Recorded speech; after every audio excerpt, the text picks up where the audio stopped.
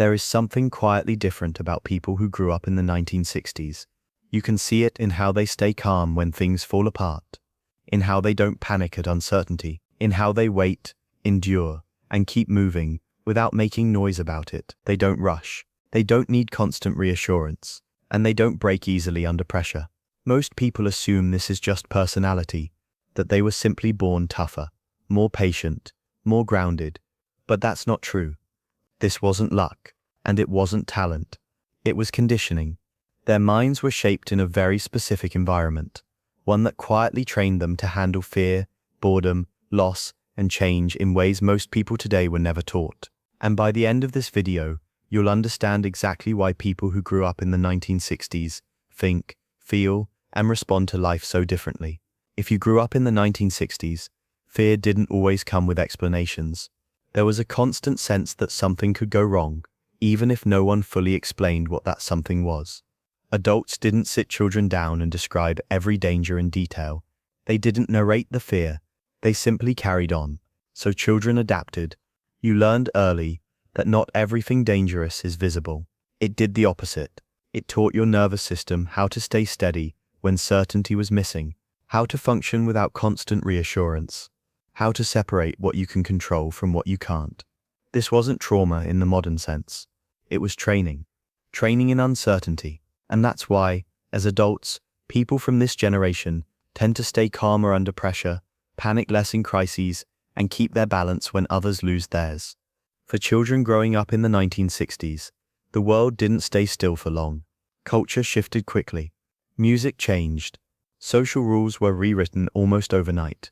What felt normal one year could feel outdated the next. And because this change happened while they were still young, they didn't learn to cling to stability.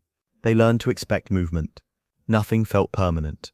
But that didn't feel dangerous. It felt normal. They watched familiar ideas fade and new ones take their place. And life didn't collapse because of it. People adapted. The world kept going. That lesson stayed with them. As adults, this generation is less threatened by disruption. They don't panic when systems change or routines break. They adjust instead of freezing. They rebuild instead of resisting. While many people today experience change as an identity crisis, those who grew up in the 1960s learned early that change doesn't erase you. It simply asks you to adapt. In the 1960s, independence wasn't treated as a risk. It was treated as a normal part of growing up. Children walked places on their own. They handled small responsibilities. They made everyday decisions without an adult watching every move. There was no constant checking, no running commentary, no one stepping in to correct every mistake in real time. And because of that, something important developed early, an internal compass. You learned to trust your own judgment, to notice your surroundings, to solve small problems before they became big ones. This didn't make children reckless. It made them aware. As adults, this shows up as quiet confidence.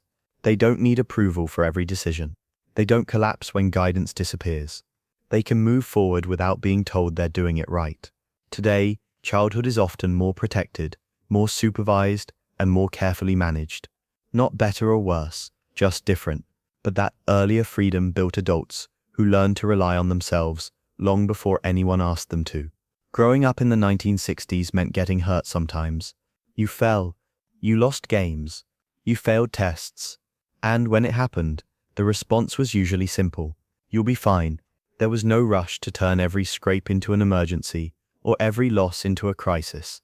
Pain wasn't ignored, but it also wasn't exaggerated. Failure wasn't softened to protect feelings. And because no one rescued you emotionally, you learned something powerful on your own. Pain didn't mean something was wrong with you. It meant you were living. Losing didn't define who you were. It showed you where you needed to grow. That lesson stayed. As adults, this generation tends to separate discomfort from disaster. They can sit with frustration without falling apart. They recover faster from setbacks. They don't let one bad moment rewrite their entire identity. What felt harsh at the time quietly became emotional durability, something many people spend their adult lives trying to relearn. In the 1960s, almost everything required waiting. You waited for your favorite song to come on the radio. You waited a full week to see the next episode of a show. You waited for news to arrive. often long after events had already happened. Nothing was on demand. Nothing was instant. And boredom was common. When there was nothing to watch and nowhere to go, you sat with empty time. At first, that felt uncomfortable. Then something else happened. Imagination kicked in. Boredom didn't stay empty for long. It turned into daydreaming, curiosity, and creative problem-solving. Waiting taught emotional regulation, the ability to want something without needing it immediately.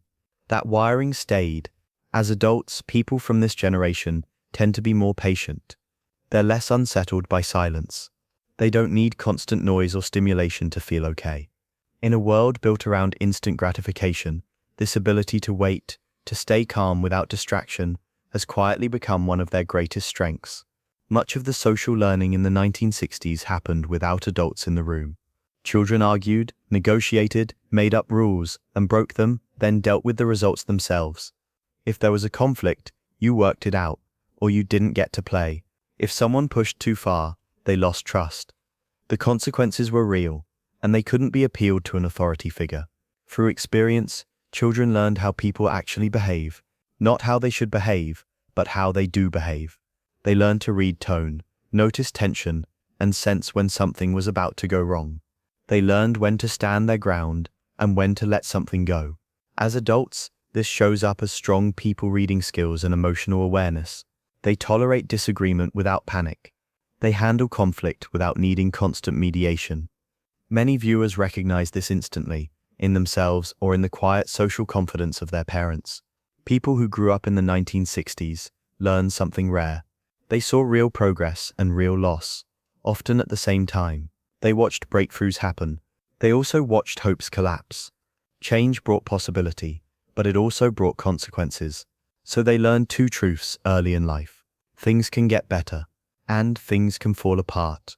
Most people are taught only one of these, either blind optimism or permanent skepticism. This generation learned to hold both.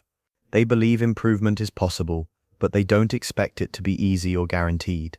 They hope without denying reality. They prepare without surrendering to fear.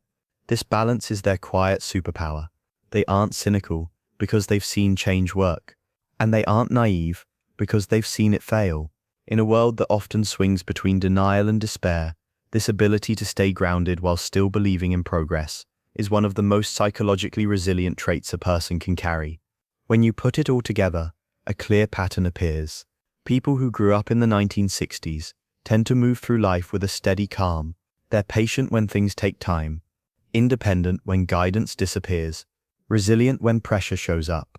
Not because life was easier for them, and not because they were somehow luckier. They were shaped. Their environment trained them to live with uncertainty, to wait without panic, to handle discomfort without collapsing, and to adapt when the world changed its rules. They learned these lessons slowly, through experience, not instruction. This psychology isn't perfect.